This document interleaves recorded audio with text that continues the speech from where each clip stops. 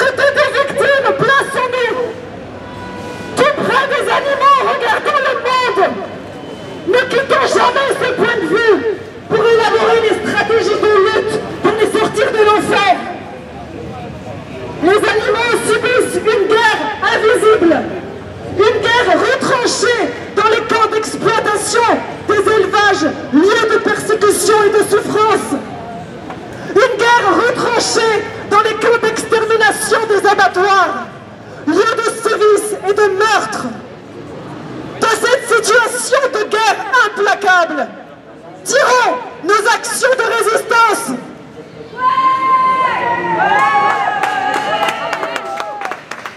La passivité d'une pratique individuelle d'abstinence, d'ingestion du corps animal ne sera jamais suffisante.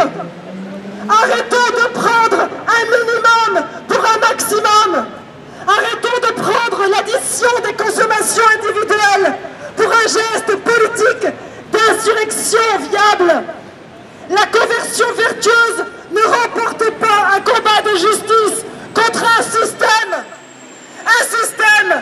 qui va du langage spéciste aux représentations du public-spécisme, en passant par les lois spécistes, du droit spéciste bien sûr, et des lobbies capitalisto-spécistes qui s'enrichissent par milliards par le commerce des chairs animales.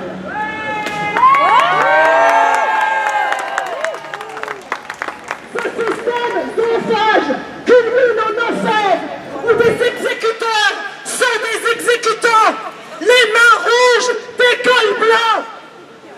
Lorsqu'on lutte contre l'écocide en cours sur notre planète, il faut en nommer les principaux acteurs, tels que Monsanto. De la même façon, puisqu'on lutte contre l'animalicide, il est temps d'affronter ceux qui génèrent le massacre. Bigard, Lactalis,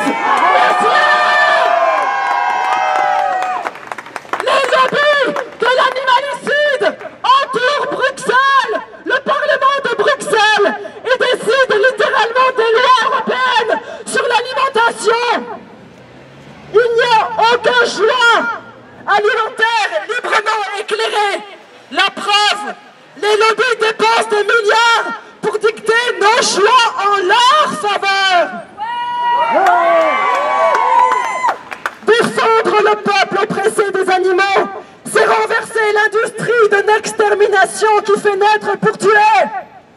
Les lobbies, tels que Bigard, Nestlé, Lactalis, sont les grands tortionnaires à faire comparaître aux assises pour crimes d'animalité.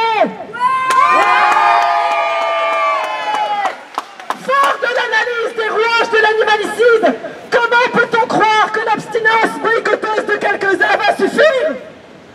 Lutter contre l'esclavage des animaux, c'est attaquer les groupes assassins. Ne pas manger les animaux, c'est ne rien faire pour eux. Un végétalien n'a pas commencé un seul geste de résistance face au fascisme que subissent les individus animaux. Ne pas participer à l'orgie de l'ingestion des meurtres, ce n'est pas agir contre le plus grand massacre de tous les temps, c'est juste s'abstenir d'y participer. Ne pas être actif dans l'état de guerre que subissent les animaux, c'est collaborer à leur oppression. Pour eux, le monde entier est une arène. Fallait-il se contenter de boycotter la corrida pour la vaincre? Non!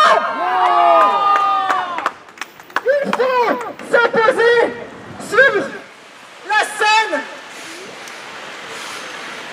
du meurtre. De la même façon, nous devons entrer dans les camps de torture légaux mais illégitimes. Occupons tous ces miroirs de nos corps pour que cesse la boucherie de leur chair. Libérons les animaux conçus pour être persécutés. Vegan, il est temps de cesser d'être un défenseur de la salade. Il est temps de devenir agissant contre les tyran de l'Holocauste des animaux, de nommer les coupables des crimes, d'accuser les tortionnaires de la chair animale, de déjouer leur propagande publicitaire qui ment sur la réalité des esclavages d'engraissement et de torture. La vache ne rit pas, la vache crie. Les produits laitiers ne sont pas nos amis, ils sont le sang de leur souffrance.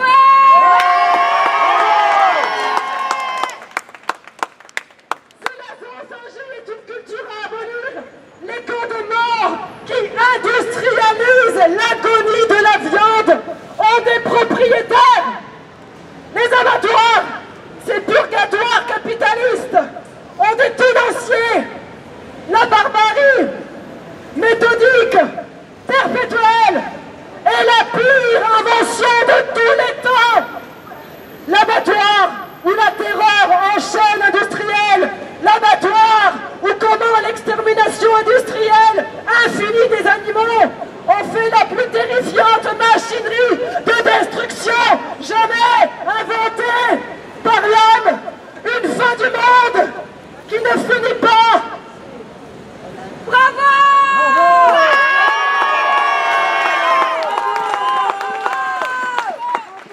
Une fin du monde qui ne finit jamais.